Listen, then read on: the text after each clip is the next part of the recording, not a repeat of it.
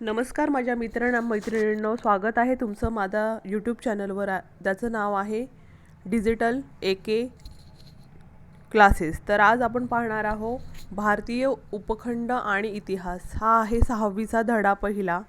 तर यामध्ये आपण पाहणार आहे भारतातील इतिहासाची घडण आणि भौगोलिक वैशिष्ट्य, भारताची भौगोलिक वैशिष्ट्ये आणि भारतीय उपखंड याविषयीची माहिती आपण या पाठामध्ये पाहणार आहोत. तर चला तर आपण सुरुवात करणार आहोत इतिहासाची घडण आणि भौगोलिक वैशिष्ट्य काय आहेत त्याची. तर पाचवीत आपण शिकलो आहोत की मानव आणि त्याच्या भोवतालचे परिसर याच्या संबंधीचा जो संबंध आहे, याचा परस्परांशी जो संबंध आहे तो आपण पाचवीत पाहिलेला आहे. तर आदिमानवाच्या जीवनमानातील आणि तंत्रज्ञानातील बदल यांच्या परिसरातील बदलांशी कसे जोडले होते हे आपण त्या पाहिले आहे. अश्मयुगीन संस्कृती ते नदीकाठच्या कृषीप्रधान संस्कृती हा मानवी संस्कृतीच्या इतिहासाचा प्रवास कसा घडला ह्याचा आपण आढावा पाचवीमध्ये पाहिलेला आहे. आता आपण पाहणार आहोत तर इतिहास म्हणजे मानवी संस्कृतीच्या प्रवासात घडलेल्या सर्व प्रकारच्या भूतकालीन घटनांची, जो भूतकाळामध्ये ज्या घटना घडलेल्या आहेत त्याचा सुसंगत मांडणी, याला आपण काय म्हणणार आहोत तर इतिहास. स्थल, काल, व्यक्ती व समाज हे इतिहासाचे 4 प्रमुख आधारस्तंभ आहेत. कुठले? स्थल, काल, व्यक्ती व समाज हे इतिहासाचे 4 प्रमुख आधारस्तंभ आहेत. या 4 घटकांशिवाय इतिहास लिहिला जाऊ शकत नाही. यापैकी स्थल हा घटक भूगोलाशी म्हणजे भौगोलिक परिस्थितीशी संबंधित आहे आणि इतिहास व भूगोल यांचे नाते अतूट आहे. भौगोलिक परिस्थिती इतिहासावर अनेक प्रकारे परिणाम करते, जसे की आहार, वेशभूषा, घर बांधणी, व्यवसाय इत्यादी गोष्टी बऱ्याच अंशी आपण राहतो त्या परिसराच्या भौगोलिक वैशिष्ट्यांवर अवलंबून असतात. काय आहे तर आहार, वेशभूषा, घर बांधणी आणि व्यवसाय हे आपण जिथे राहतो ज्या परिसरावर त्याच्या वैशिष्ट्यावर त्या अवलंबून असतात. समाज जीवन सुद्धा त्यावर अवलंबून असते. समाज जे जीवन आहे ते सुद्धा त्या गोष्टी आपल्या परिसराशी अवलंबून असते. उदाहरणार्थ, डोंगराळ प्रदेशात राहणाऱ्या लोकांचे जीवन मैदानी प्रदेशात राहणाऱ्या लोकांपेक्षा अधिक कष्टाचे असते, कारण डोंगरावर चढून जावं लागतं आणि मैदानी प्रदेशात हे त्यांचं सपाट असतं. डोंगराळ प्रदेशात सुपीक शेतजमिनीची उपलब्धता अगदी थोडी व मैदानी प्रदेशात सुपीक शेतजमीन मोठ्या प्रमाणात उपलब्ध असते. त्यामुळे डोंगराळ प्रदेशातील लोकांना तृणधान्य आणि भाज्या कमी प्रमाणात उपलब्ध असतात, तर तुलनेने मैदानी प्रदेशातील लोकांना या गोष्टी पुरेशा मिळतात. त्याचा परिणाम खाण्यापिण्यावर झालेला दिसतो. तसेच डोंगराळ प्रदेशात राहणाऱ्या लोकांच्या अन्नासाठी शिकारीवर आणि जंगलातून गोळा केलेल्या पदार्थावर अधिक अवलंबून राहावे लागते. अशा पद्धतीने डोंगराळ प्रदेशात राहणाऱ्या मैदानी प्रदेशात राहणाऱ्या लोकांच्या जीवनपद्धतीत इतर गोष्टींमध्येही फरक आढळतो. तर आपण पाहणार आहोत, आपण राहतो त्या प्रदेशातील हवामान, पर्जन्यमान, शेतीतून मिळणारे पीक, वनस्पती आणि प्राणी इत्यादी गोष्टी आपल्या जगण्याची साधने असतात. त्याच्या आधाराने त्या प्रदेशातील जीवनपद्धती आणि संस्कृती विकसित होत असते. जगण्याच्या साधनाची मुबलकता जिथे असेल तिथे मानवी समाज दीर्घकाळ वस्ती करतो. जसे की जर आपल्याला जगण्याचे साधन म्हणजे काय तर अन्न, वस्त्र, निवारा हे आपल्या जगण्याचे मुख्य साधन जिथे व्यवस्थित प्रमाणात, मुबलक प्रमाणात जर उपलब्ध असेल तर तिथे दीर्घकाळ वस्ती टिकून राहते. कालांतराने त्या वस्त्यांचे ग्राम, वसाहती आणि नगर यात रूपांतर होते. पर्यावरणाचा ऱ्हास, दुष्काळ, आक्रमणे किंवा इतर कारणांमुळे जगण्याच्या साधनांची कमतरता भासू लागली की लोकांना गाव सोडून जाणे भाग पडते. मग ते जातात शहरामध्ये. ग्राम, वसाहती, नगरे उजाड होतात. अशा अनेक घडामोडी इतिहासात घडलेल्या दिसतात. यावरून इतिहास आणि भूगोल याचे नाते अतूट असते हे स्पष्ट होते. तर भारताची भौगोलिक वैशिष्ट्य काय आहे तर आपला भारत देश विस्ताराने फार मोठा आहे. त्याच्या उत्तरेला हिमालय, पूर्वेला बंगालचा उपसागर आहे, तर पश्चिमेला अरबी समुद्र आहे आणि दक्षिणेला हिंदी महासागर आहे. भारतातील अंदमान, निकोबार आणि लक्षद्वीप ही बेटे वगळता उरलेला प्रदेश भौगोलिकदृष्ट्या सलग आहे. प्राचीन भारताचा इतिहास शिकत असताना आपल्याला हा भूप्रदेश लक्षात घ्यावा लागतो. जिथे प्राचीन भारताचा इतिहास जर आपल्याला शिकायचा असेल तर हा भूप्रदेश आपल्याला लक्षात घ्यावा लागतो. याचाच उल्लेख आपण प्राचीन भारत असा करणार आहोत. आजची पाकिस्तान आणि बांगलादेश इसवी सन 1947 पूर्वी भारताचा भाग होते. पाकिस्तान आणि बांगलादेश 1947च्या पूर्वी भारताचा एक भाग होते. भारतीय इतिहासाच्या जडणघडणीचा विचार केला असता भारतीय खालील 6 भूप्रदेश महत्त्वाचे ठरतात. तर त्यात हिमालय, सिंधू, गंगा, ब्रह्मपुत्रा नद्यांची मैदानी प्रदेश, थरचे वाळवंट, दख्खनचे पठार, समुद्रकिनाऱ्यांचे प्रदेश, समुद्रातील बेटे, हे जे 6 भूप्रदेश आहेत ते महत्त्वाचे ठरतात. त्यातला आपण हा पाहणार आहोत हिमालय पर्वत. तर हा वरती जो दिसतोय तो हिमालय पर्वत आहे. तर हिमालयासंबंधित माहिती आपण पाहणार आहोत. तर हिमालय, हिंदकुश व हिमालय पर्वतांमुळे भारतीय उपखंडाच्या उत्तरेला जणू एक अभेद्य भिंतच उभी राहिलेली आहे. या भिंतीमुळे भारतीय उपखंड मध्य आशियातील वाळवंटापासून अलग झालेला आहे. कोणापासून अलग झालेला आहे? तर भारतीय उपखंड या भिंतीमुळे मध्य आशियातील वाळवंटापासून अलग झालेला आहे. मात्र हिंदकुश पर्वतातील खैबर बोलन या खिंडीमधून जाणारा कुश्कीचा व्यापारी मार्ग आहे. कुठे आहे तो? हिंदकुश पर्वतातील खैबर बोलन या खिंडीमधून. खिंड म्हणजे काय? एक बोगदा टाईप आहे. तर त्या खिंडीमधून जाणारा कुश्कीचा व्यापारी मार्ग आहे. मध्य आशियातून जाणाऱ्या प्राचीन व्यापारी मार्गाशी तो जोडला गेलेला आहे. मध्य आशियातून जाणाऱ्या प्राचीन व्यापारी मार्गाशी तो जोडला गेलेला आहे. चीनपासून निघून कुठून निघतो तो? चीनमधून निघतो. मध्य आशियातून अरबी प्रदेशापर्यंत जाणारा हा व्यापारी मार्ग रेशीम मार्ग म्हणून ओळखला जातो. तो निघतो चीनमधून, नंतर जातो मध्य आशियातून, मग तो मिळतो आपल्याला अरबी प्रदेशापर्यंत जाणारा हा मार्ग आहे, व्यापारी मार्ग आहे. त्याला आपण काय म्हणतो तर रेशीम मार्ग असे म्हणून ओळखला जातो. कारण या मार्गावरून पश्चिमेकडील देशात पाठवल्या जाणाऱ्या मालात रेशमी प्रमुख होते. त्या काळात रेशीम हे जे आहे फार प्रमुख होते. या मार्गावरून नेण्यात येत होते त्या रेशीम मालाला. याच खिंडीतील मार्गावरून अनेक परदेशी आक्रमकांनी प्राचीन भारतात प्रवेश केला. या मार्गातून, रेशीम मार्गातून अनेक परदेशी आक्रमकांनी भारतात प्रवेश केला. अनेक परदेशी प्रवासी या मार्गाने भारतात आले. आता हा झाला हिमालयाचा भाग. त्यानंतर आपण बघणार आहोत सिंधू, गंगा, ब्रह्मपुत्रा नद्यांच्या मैदानी प्रदेश. आता जिथे ह्या नद्या आहेत तिथे बऱ्याच प्रमाणात मैदानी प्रदेश निर्माण झालेला आहे. तर सिंधू, गंगा आणि ब्रह्मपुत्रा या 3 मोठ्या नद्या आहेत आणि त्यांच्या उपनद्या यांच्या खोऱ्याचा हा प्रदेश आहे. आणि प्रदेश पश्चिमेकडे सिंध पंजाबकडून पासून पूर्वेकडे कुठून आहे तो? पश्चिमेकडे सिंध पंजाबपासून पूर्वेकडे सध्याच्या बांगलादेशपर्यंत पसरलेला आहे. भारतातील सर्वाधिक प्राचीन नागरी हडप्पा संस्कृती आणि त्यानंतरची गणराज्ये आणि साम्राज्ये याच प्रदेशात उदयास आलेली आहेत. तर कुठे उदयास आलेली आहे? तर सिंध पंजाबमध्ये बरेचसे त्यांचे अवशेष मिळालेले आहेत. तर सिंध पंजाबपासून पूर्वेकडून तर पश्चिमेपासून तर पूर्वेकडे कुठे बांगलादेशपर्यंत हा प्रदेश पसरलेला आहे. भारतातील सर्वाधिक प्राचीन नागरी हडप्पा संस्कृती याच प्रदेशात तिथेच मिळालेली आहे आणि अनेक गणराज्य आणि साम्राज्य याच प्रदेशात उदयास आलेली आहे.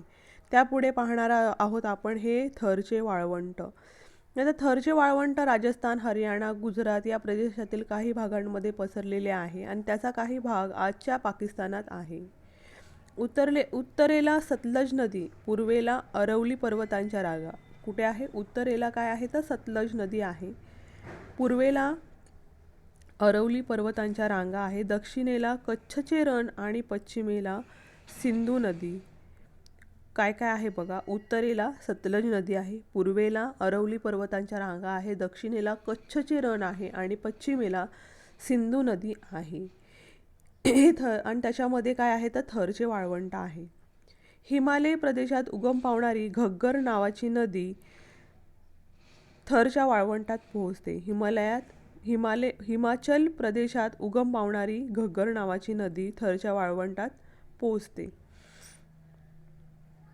पाकिस्तानमध्ये तिला हाकरा या नावाने ओळखतात. आपल्या भारतामध्ये त्याला घग्गर म्हटले जाते आणि पाकिस्तानामध्ये त्याला हाकरा या नावाने ओळखले जाते. ती कुठून उगम पावते? ते हिमाचल प्रदेशापासून तर ते थरच्या वाळवंटात ती पोहोचते. राजस्थान आणि पाकिस्तानामधील तिचे पात्र आता कोरडे पडलेले आहे.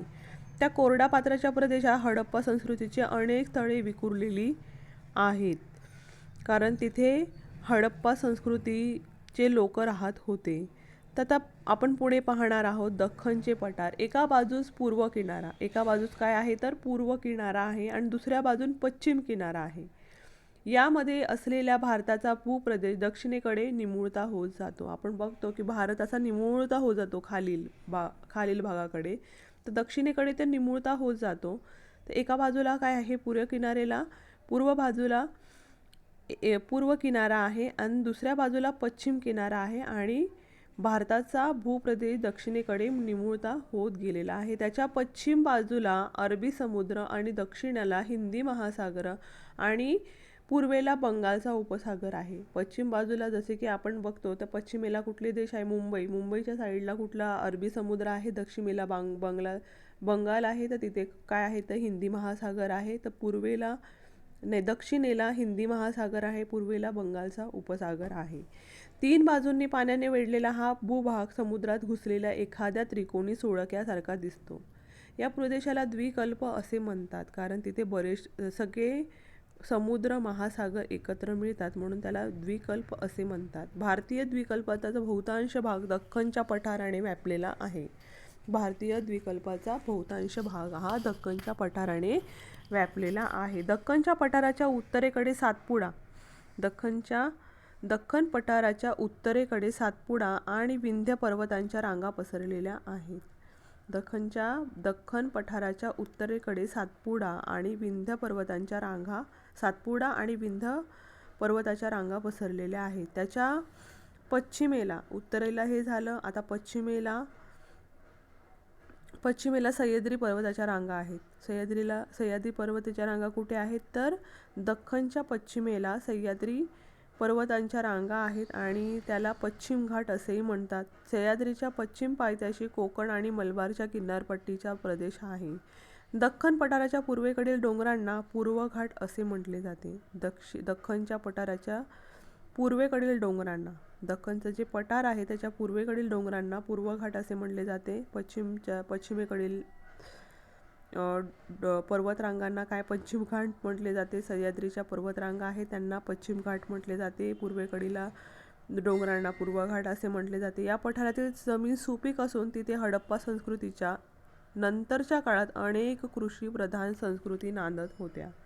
जसे की मौर्य हे प्राचीन भारतातील सर्वाधिक मोठे साम्राज्य होते, तिथेच होते मौर्य साम्राज्य, आणि दख्खनच्या पठाराचा समावेश या साम्राज्यात झालेला होता.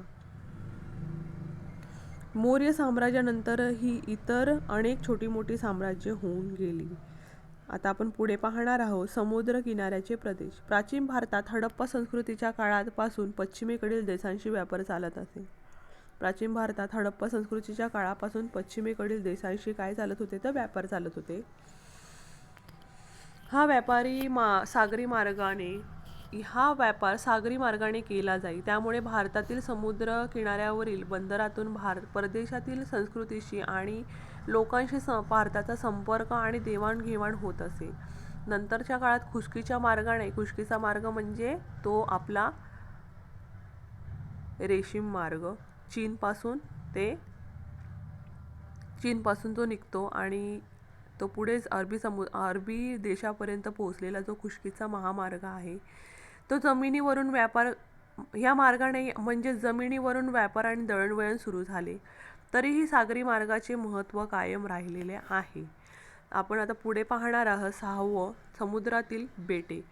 आता समुद्रामधील बेटे कुठले आहेत तर अंदमान आणि निकोबार ही बंगालच्या उपसागरातील भारतीय बेटे आहेत. अंदमान आणि निकोबार ही बंगालच्या उपसागरातील भारतीय बेटे आहेत. तसेच लक्षद्वीप हा भारतीय बेटांचा समूह अरबी समुद्रात म्हणजे तो पश्चिमेकडे आहे आणि निकोबार आणि अंदमान हे पूर्वेकडे आहे. तर ही जी बेटे आहेत तर प्राचीन काळाच्या समुद्री व्यापारात या बेटांचे स्थान महत्त्वाचे असावे. Periplus of the Erythraean Sea असे त्याला म्हटले जायचे, म्हणजे तांबड्या समुद्राचे माहिती पुस्तक. या पुस्तकात भारतीय बेटांचा उल्लेख आहे. हे पुस्तक एका अनामिक ग्रीक खलाशाने लिहिलेले आहे. त्यांना नाव काय आहे तांबड्या समुद्राचे माहिती पुस्तक या पुस्तकात भारतीय बेटांचा उल्लेख आहे. हे पुस्तक एका अनामी ग्रीक खलाशाने लिहिलेले आहे. तर आपण पुढे पाहणार आहोत भारतीय उपखंड. हडप्पा आणि मोहनजोदडो ही शहरे आजच्या पाकिस्तानात आहेत. हडप्पा आणि मोहनजोदडो ही स्थाने आजच्या पाकिस्तानात आहेत. अफगाणिस्तान, पाकिस्तान, नेपाळ, भूटान, बांगलादेश, श्रीलंका आणि आपला भारत देश मिळून तयार होणारा भूभाग दक्षिण आशिया या नावाने ओळखला जातो. याच भूभागातील भारत देशाचा विस्तार आणि महत्त्व लक्षात घेऊन या देशाला भारतीय उपखंड असेही म्हणतात. हडप्पा संस्कृतीचा विस्तार प्रामुख्याने भारतीय उपखंडाच्या वायव्य भागात झालेला आहे. हडप्पा संस्कृतीचा विस्तार प्रामुख्याने भारतीय उपखंडाच्या वायव्य भागात झालेला आहे. चीन आणि म्यानमार हे आपले शेजारी देश आशियाचा किंवा भारतीय उपखंडाचा हिस्सा नाही. कोण नाही आहे? चीन आणि म्यानमार. तरीही प्राचीन भारताशी त्याचे ऐतिहासिक संबंध आले होते.